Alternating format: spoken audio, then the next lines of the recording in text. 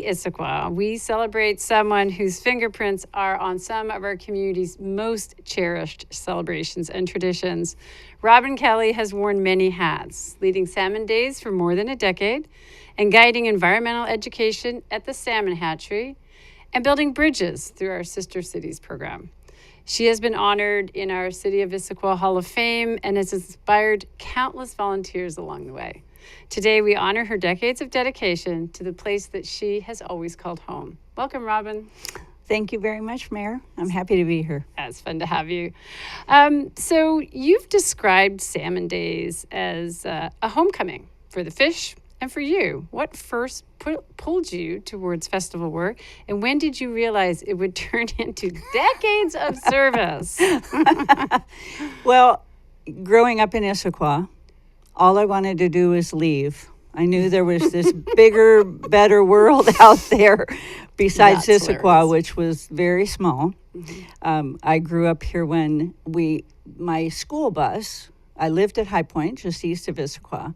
My school bus went up Sunset Way, and we would drive past the population sign every day.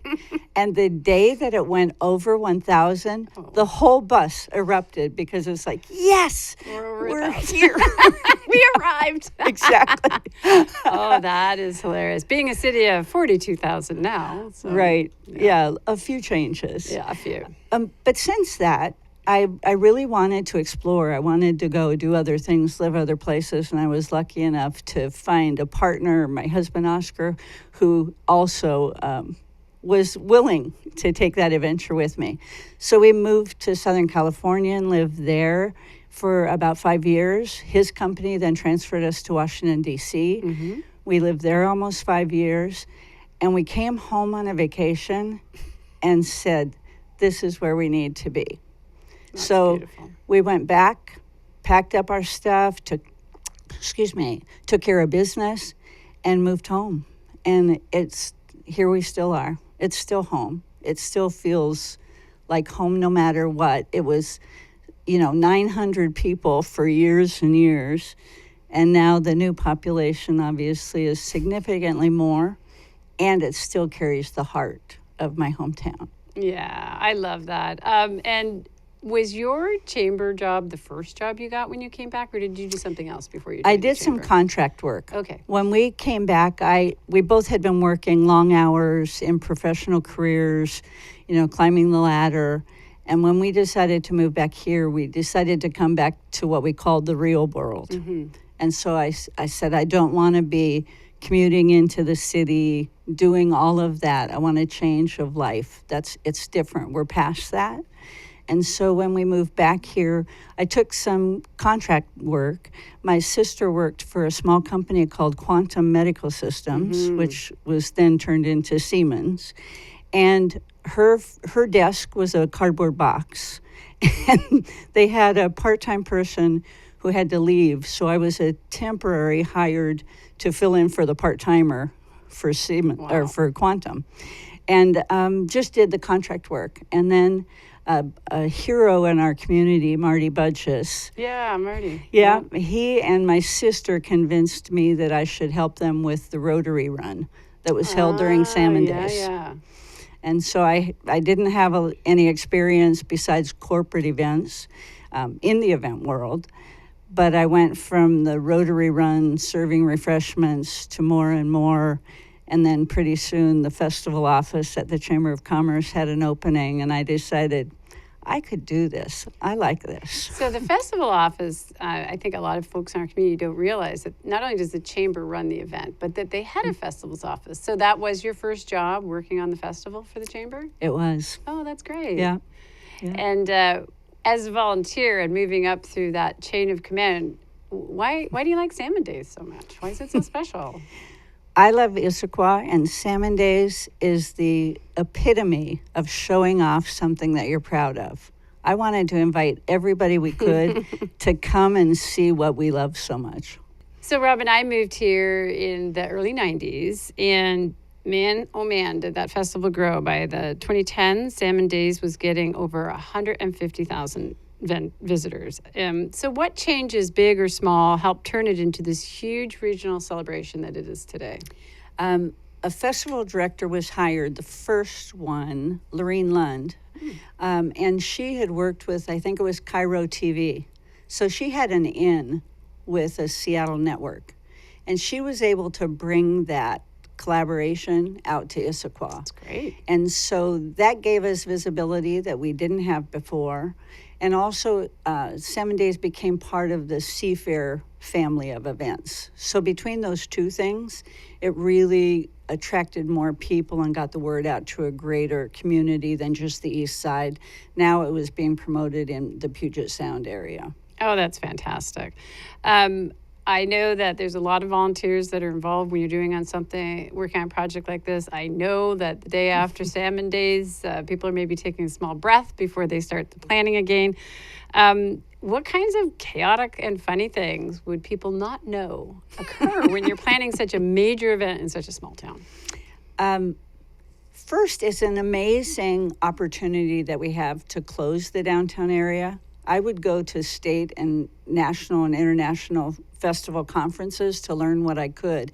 And when they would hear what we pulled off for a 2-day festival when we couldn't set up a week in advance or take a week to break it down, they were just amazed. And that's because of the incredible volunteers. So they're out doing things, a myriad of things, from late Friday night, so we're not hindering the residents and businesses any more than was necessary. 5 o'clock, 4 o'clock in the morning on Saturday to get here and get all those things pulled together. And every year something came up. You can plan for a year and you have checklists and something always comes up. So one year there was a valve missing on the hot water heater for the food sinks. And that would mean we wouldn't be able to pass the health department requirements. And so things like that no one would know. And everyone had a hard deadline set in their mind that the festival starts at 10. Mm-hmm. So you're ready at 10. Mm-hmm. Everything's ready at 10. Everything's ready at 10. There's no rain delay. There's no alternate weekend. And so when you have that many volunteers with that kind of dedication toward a specific mission, it's always amazing to see it come together. Oh, yeah. I totally agree. I live right across from one of the venues. So I see what they're doing, like in just the 12 hours leading up to it. So from festival office to fish, after 26 years with the Chamber, you moved to the Friends of the Issaquah Salmon Hatchery. What lessons carried over and what was new for you in that role? Good question. The celebration, the scheduling that we implemented during Salmon Days also impacted the hatchery. So I was able to bring my experience from the festival to the hatchery grounds. So where before there was a lot of navigation with the fish and the hatchery people, I now was the navigator. Yeah. I knew what it took. I knew what we had to do. I knew what the vendors needed. And so that really eased the pain of that installation, because it's not normal for the hatchery to have that kind of activity. And so it was a hardship for them to have to work around it. They still had jobs to do. They were still taking care of the fish. It's a state-run fish hatchery in the middle of a city. In the middle of a city that is now in the middle of a huge festival. Mm-hmm. And so I felt like I really was able to ease the stress because I could bring that experience with me. And then also I felt like I had the chance to highlight the hatchery more than it had been highlighted in the past, because I knew the avenues and I knew the people, mm-hmm. and I knew the Issaquah Press was printing the program and how you can make sure that they're getting the accurate information about the hatchery and the amazing work that it does and the education opportunities. Yeah, it's the hatchery does tours all year round. They do a lot of tours between September all the way up through November, but those 2 days, 150,000 people moving through a very constrained area is tough. Fish grew out of a very large community effort to keep the hatchery open, mm-hmm. and I believe it was in the mid-90s. And what's one moment or program that best captures the spirit of that mission? Maybe even a little bit about some of the folks who were involved in that mission. Well, there was a board of directors at that time that included the mayor, the chamber president, and community leaders, city council people. So they were all at the table with this dedicated mission that hatchery was a treasure for us and it wasn't going anywhere.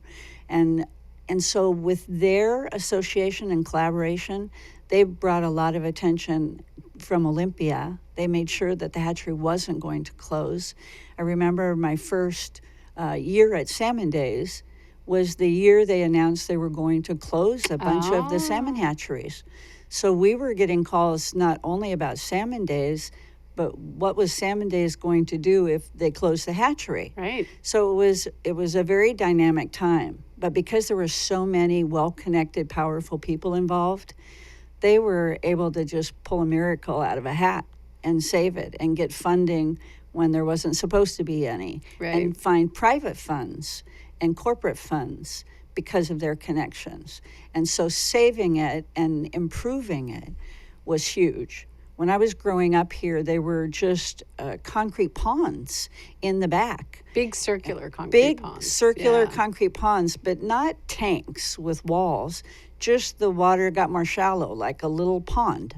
And so the salmon would literally be trying to work their way up the stream, which put them out of the water up onto the concrete, and then they'd flop back into the water again. And as children growing up here, that's what we went and witnessed. Wow. So to see the viewing windows, the improvements, the better containment for the fish is huge. Yeah, and those bridges, those areas for people to view the fish is just amazing. And the viewing decks alongside, so that you can go and see that.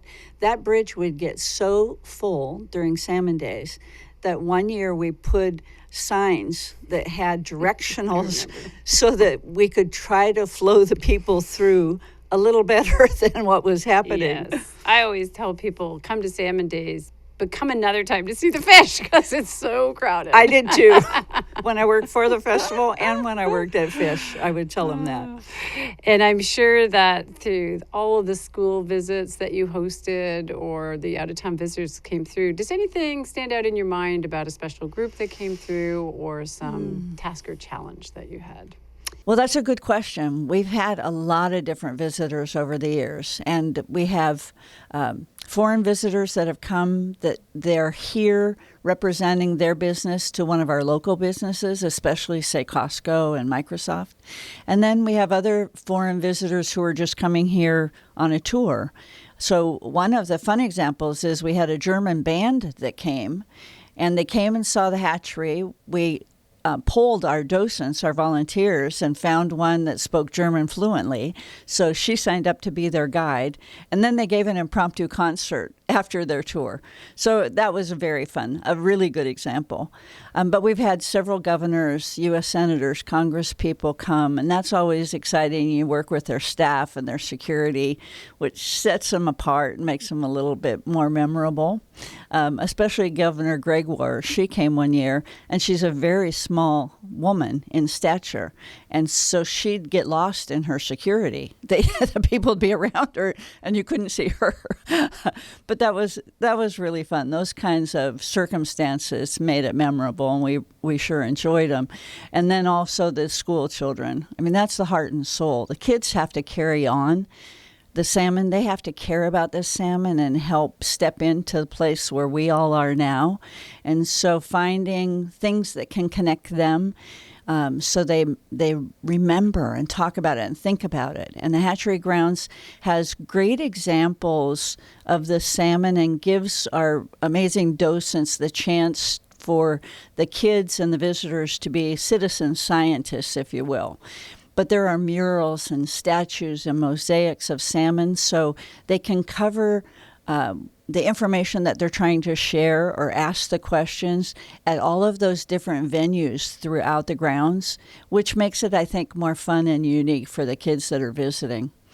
The other thing I think that makes the hatchery so popular, we're so close to an urban area, obviously, but we're also very easy to get to. We're right off of I-90, and in minutes you can be there. There's ample parking. It's free. You can walk around. The grounds are accessible for everyone. And so that makes it very attractive for people coming. Most hatcheries are down dirt roads, 20 miles out into the forest, which makes sense. That's where the streams are, and that's where a lot of the work takes place. But ours is uniquely different, and so we enjoy having that perspective. We also enjoy the thank you notes that we get from the kids. They'll draw salmon, write notes, thank the docent. They'll remember the docent's name, and we share those with the docents. So that's always a nice end to the spawning season. The other thing that you mentioned, if there was anything significant that's happened, and two things come to mind. Life-changing, world-changing events that happened while I was involved with Salmon Days and fish. The first was 9/11. And on 9/11, Salmon Days was having their volunteer sign-up party that night. And 9/11 happened, and it took the air out of the atmosphere. It was so overwhelming. And we spent the day trying to decide, what do we do? The volunteer party is supposed to be that night. We called our sponsor. We talked to some board members. And we came to the consensus that we would still hold the party. If people didn't want to come out of respect, we absolutely understood. But we felt like it was just something we had to do so that that attack didn't take away from us, which was their point anyway, change our lives. So we had the volunteer party that night. It was a little more subdued, but a lot of people came and they said, thank goodness that you're having it, because we just had to get out of the house. We had to get away from the TVs and the news coverage. It didn't diminish it, but it just gave them a chance to catch their breath. And then Salmon Days came the first weekend in October, and it was one of the first large outdoor events that was held after the attack. And we had gone through our security plan. We'd worked closely with fire and police department to evaluate our layout, to really look at it through different eyes. We'd never had to use that filter before. And so we felt like we had secured it to the best of our ability. We had the festival. It was very quiet, almost eerily quiet. It's usually very joyous and noisy. A lot of people came. A lot of people were still interested in being out, but just the atmosphere was changed and different. And you could see people kind of scanning the skies and looking around in behavior that wasn't normal. But we were really glad that we did it, again, to keep the tradition alive, to respect and honor the people that were lost, and still continue our lives on here. So that was a very emotional time for all of us, working through that. And then when I was at Fish, we had COVID hit. COVID. I remember talking about the flu that was going around. I remember the Issaquah brew house right next door to the Salmon Hatchery that was closing just for business reasons. And they had this huge goodbye party in the building with all of us celebrating everything it had meant to us. And within days, everything shut down. And the hatchery itself was closed for 2 years. Our offices, fish offices, as a nonprofit, are on the hatchery grounds using state facilities. Well, we weren't state employees, so we were locked out of the grounds as well.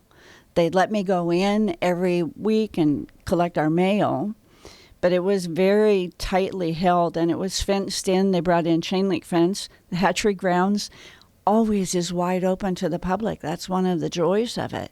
And the citizens here are used to being able to walk through it, have their lunch there, all of those things. And all of a sudden, it's enclosed in chain link. It was a very different look and feel. People were mad because that's our hatchery. Those are our grounds. Our taxpayer dollars pay for that. I get it. I totally get it. It was unsettling for us because part of working at Fish is working with the team of the Department of Fish and Wildlife employees as well. So working at home out of my basement was just not the same. And then finally, a year into COVID, the hatchery gave us special permission to open up the grounds for very restricted tours. So I went out with one of our volunteers and we charted where the tours could go so that they wouldn't be in the way of the hatchery employees who had to stay separate and apart. And we set up delineators and surveyor's tape and charted where they could walk, where they wouldn't cross paths with another tour, where they could stand. So we did that, and then for the first time ever, you had to make a reservation to have a tour. And so they were going online, making reservations. We would check them in at a gate. We'd take their temperature. We'd get their contact information. Our amazing docents, there were many of them that were willing to come. Of course, everybody was masked, but they would lead the tours, very limited in size. We followed all the rules that the state requested or required of us to make it happen. But it was our chance to still connect with the community, and especially during spawning season that year, when people are coming because they know that fish are coming and they want to be there and share in it. So it gave us a limited way to be able to at least make that happen still.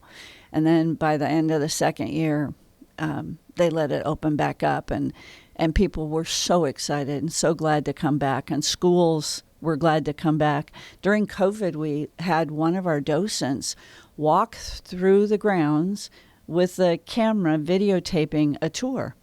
And so when teachers, we talked to the schools that come traditionally, and we would send them that tour video so that they could at least, during spawning season in the fall, when it was in their curriculum and their schedule, they could at least still be talking about the salmon, keeping that story alive.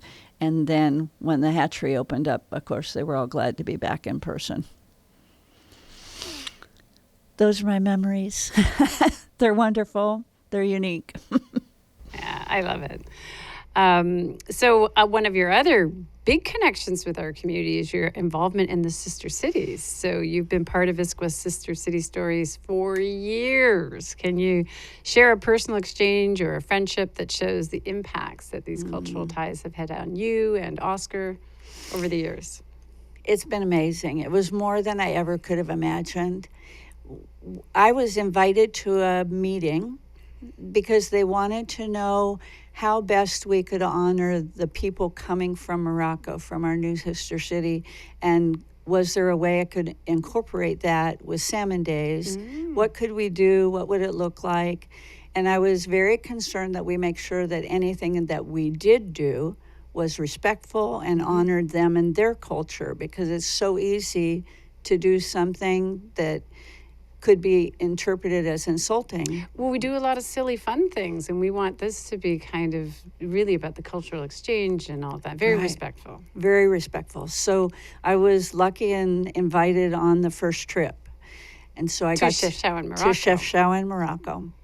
And so in Chefchaouen, Morocco, we were treated and hosted in such an amazing way. They were so kind and gracious and generous with their culture that by the time we left after a week, and we had nonstop activities from morning till night, ending at midnight most nights, by the time we left, they felt like our best friends. And we were literally in tears saying goodbye. Yeah. That was how much it meant to us. Yeah. And to be able to continue that over all of these years with a new mayor, with different artists, with students, is kind of the yin and yang of how I wanted to travel. Now we're getting to bring that influence to our town.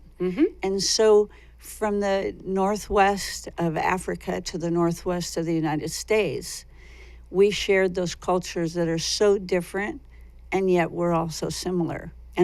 And that effort really made that so clear and so obvious.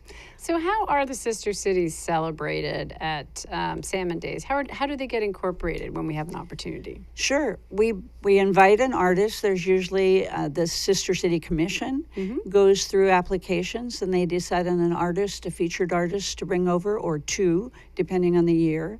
And they'll invite them to come. There might be a painter, there might be a guitarist, a metalsmith, all of the things that represent their culture. So they would be invited to come over. we would subsidize that travel as a gift from our community to bring them here. They'd come over for a week, and we would schedule school visitations. So they'd be at the schools talking about their inspiration for their art. If it was appropriate, they would have the kids learn the technique of their art. There were mosaic artists that would bring small tiles and let the kids understand how they set the tiles in a certain pattern, and then it had to translate to when it was turned over. And so seeing all of that, 1 week is with the schools and the children sharing their art. And then during Salmon Days weekend, there would be a booth set up for the artists. They would be doing their art, usually in the booth, so people could see them. They'd also have hands-on activities for the children often. And the kids that saw the artist at their schools would come and find them and bring their parents to show them. That's so sweet. It was wonderful. Yeah. And some amazing artists, too, that, like you said, just invite the community, invite the children right into how Wally was our last artist from Morocco, and he made Moroccan slippers. And the look on his face as he was teaching people how to adorn them was just awesome. It was so fun to see. In 2018, Issaquah there was an art program to put art around utility boxes, those large boxes that are at the corner of intersections. And that year, it was art from Shashawan and Sunndal, Norway, our other sister city.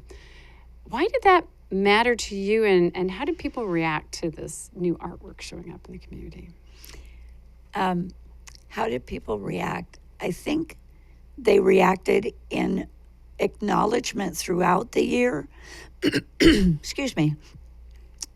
During Salmon Days, during that week when the artists were here, we would get them as much exposure as we could and share them with everyone that we could.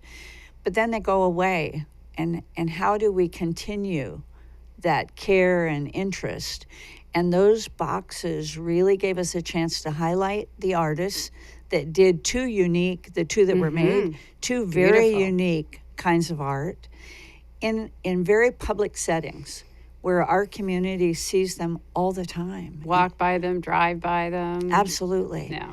And sending pictures of those boxes to the artists in Shashawan and in Sunndal was amazing. Yeah, that's fun. They were blown away. Yeah. And they still talk about how impactful it was to come here and be received in such a kind way, which of course we would do, but they didn't know. They were anxious and nervous, from both countries, wondering what it would feel What like kind of and reception be like. are they going to get? Yeah. Right. And so that just, I think, anchored how important the relationship is. Yeah. Oh, yeah. That was great.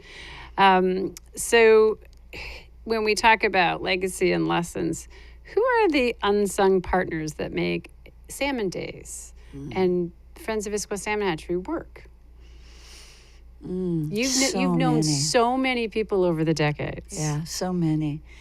I just spent the weekend with one of the people who's on a team. We've gone through many teams at Salmon Days, and the teams were our volunteers. And so it was, if you were a volunteer, if you were a part of the garbage team or the tech team, whatever it was. And it's morphed as needs changed over the years. And so now we have an extreme team. Extreme team. What is an extreme team? What does that mean? The extreme team, they're the rough and ready, get it done. Step in. Okay. It used to be that there was a refuse rangers team that took care of trash. Yeah. And then we got a new contract with Recology, and Recology stepped up more and more each year to take on more and more. Yeah. And so that morphed those teams, and they became the extreme team. So they meet and review the production of the festival, the nuts and bolts, the layout, the traffic, everything that's involved behind the scenes. You know, when people come and attend the festival, they're supposed to come and just enjoy themselves. That's the joy. That's success. If they're here and they're smiling, having a great time, then they've done their jobs. Right. Everything they do is critical. and it's all behind the scenes. And so a couple of the key leaders of that team are Dr. Dave Boehm and Michael Rapp. And the two of them challenge each other to get it set up in a certain way and then break down. They have a challenge at the end of how fast can we get everything put away, and they have it on a whiteboard. They have all the meetings. It's run in a very organized manner, almost militarily. It's stunning to see them begin to do the takedown around 6 p.m. and for me to walk to work the next day and see no evidence of anything by 8 o'clock in the morning. It's just stunning. Well, Mike Rabb was a chief engineer on an ocean-going freighter, a retired Navy captain, and so he brings that skill and coordination and organization to that position. And without them, it would have been. I just can't even imagine. I can think of so many ways it could go wrong. And I'm sure chaos sometimes is a part of it, probably chaos that people never hear about. But can you think of a chaotic moment in one of those years where you were running it that got resolved and people didn't know about it, but it was driving you guys crazy, or it surprised the pants off you? Sure, there's always something. One year, I was on Sunset Way and I looked up to the east, and there was a tornado moving across the crest of the plateau. Yeah. And I stood in shock, looking at it, trying to assess if it was moving toward us, away from us, to the side, and finally it was moving to the north. But I was looking around the street saying, where do we put all of these people? We can't just tell them all to go inside. There's not an inside to go to. So very quickly, I mean, we had an emergency plan for everything except a tornado. Oh, goodness. And so just in that quick moment of, okay, what Where do we do? Put tens of thousands of people quickly. And then luckily I could see the direction, and it was moving to the north. They ended up calling it a microburst. But the pictures of it are vivid in my mind. It hit the news about it going over the hillside, and it's a tornado. Yeah, we invite all those people into town, and then, this random crazy weather event. That's nuts. You've been in the Hall of Fame and won the Ruth and Dan Keyes Award. So what does it mean to you to be honored in the Hall of Fame? There are no words. Do you remember what year it was? I think 2004, maybe. I mean, I did what I did because I loved it. I loved my community. Yeah. And I cry. I've seen you cry. But it meant the world to me. Yeah. It is such nice recognition. Like you said, so unexpected because you just love what you did. I did. Everything you gave, so much that you gave. And then to get recognized like that is super special. And it was all on the shoulders of other people. Yeah. I mean, so many people that came before me that helped me. I had mentors and people that would call and say, I know this is a crazy time. What can I do? And so you feel supported. And I was always very careful when I came to the festival.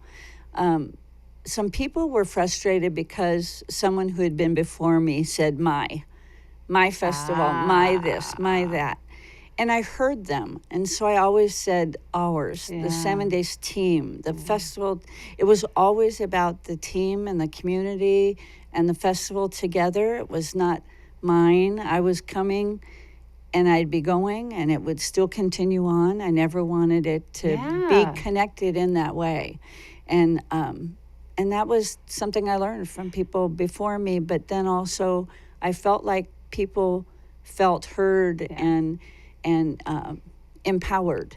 So it wasn't just Robin said to do this or so go do it. Yeah. Right. It was, this will work better. This is what we're going to do. And that's part of what makes it work. Oh, Robin, I think this is why you're so successful. I agree that a lot of times people get a little overly possessive of a project, a festival, even their role in government, they use a lot of I's instead of we's. But, someone like you with your golden heart who deserves all of the recognition you've gotten, it's about us and it's about we and other people will come after. And you tried to hand them just a fantastically well organized and set up festival. So that is great. Now, the Ruth and Dan Keyes Award, that's different. That is an environmental award, and that's related to your work at Fish. How did it feel to get the Ruth and Dan Keyes Award? That was amazing. I felt like I already embraced the environment significantly through Salmon Days, because when I would tell people we're celebrating something of nature, then we have to be walking the walk and talking the talk. So we started compostable things before other festivals did. We always had our eye on being green before it was politically correct and popular even. Exactly.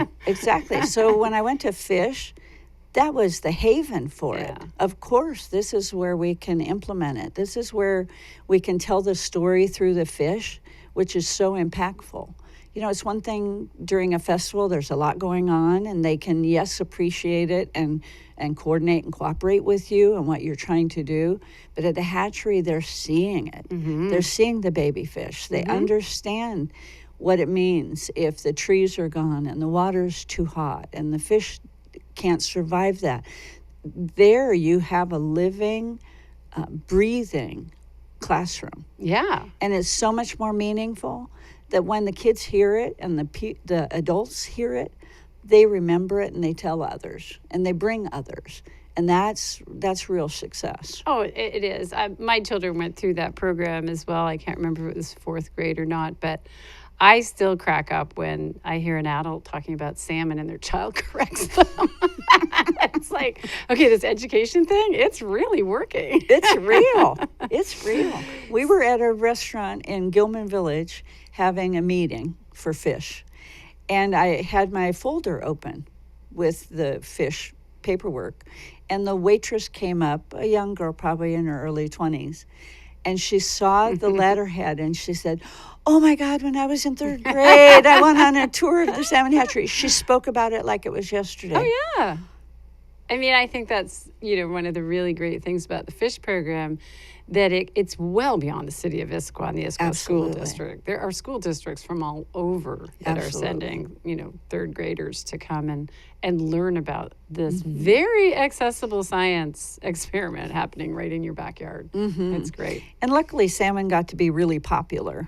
When I first was with Fish, I remember we had a retreat, and I was saying, a lot of cause marketing has a warm and fuzzy element. And I said, salmon don't really have a warm, fuzzy, they don't elicit that reaction from people. But I said, if it was more like a killer whale or something like that people identified with in that different way. And it was months later that the headlines were just all about how the killer whale population was diminishing because of the salmon. Yeah. And it was like, okay, here's where we can connect the dots for the people who didn't get it. I know. And then the other bonus was salmon was just so darn healthy to eat. Yeah, I know. It's my favorite food. I'm so glad I live in the Northwest. I know.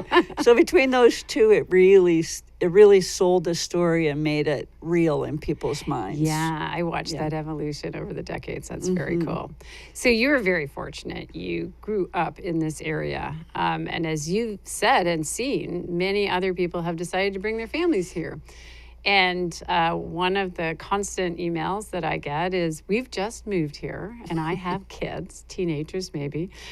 What's your advice? And what can they volunteer for? And how do you hope that they shape the future at this club? It's so powerful.